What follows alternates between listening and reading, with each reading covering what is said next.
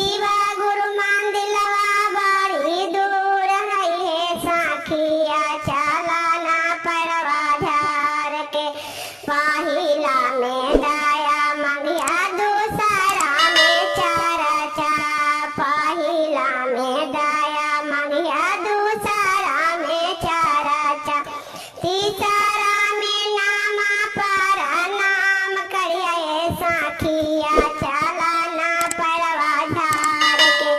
तीसरा में नामा पर नाम है साखिया चलाना परवा झार के चलाना परवा झार के चलाना परवा झार के चलाना परवा झार के पहिला में दाया मंगिया दूसरा में चरचा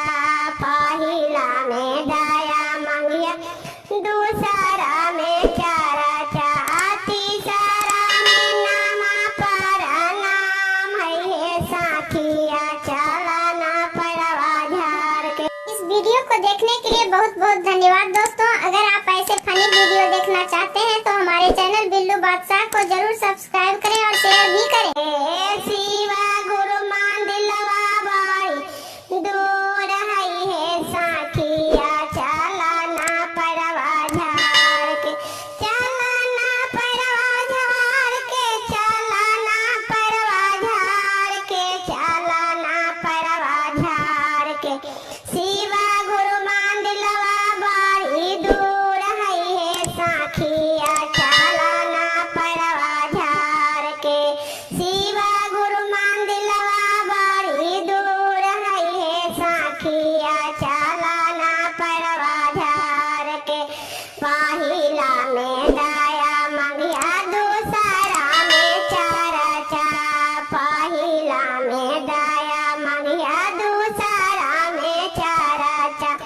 तीसरा में नामा पर नाम करिए साखिया चलाना परवा झार के